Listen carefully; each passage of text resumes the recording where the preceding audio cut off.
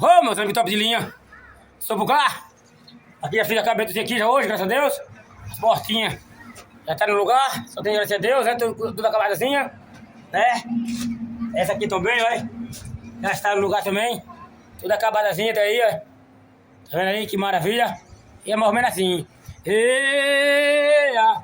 Hoje eu entrego a chave, mais uma casa está pronta.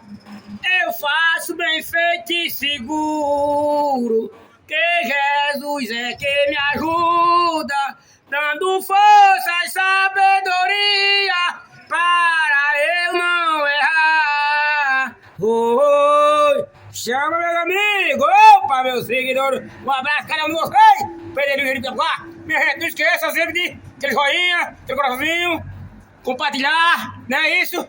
E chama o vaqueiro.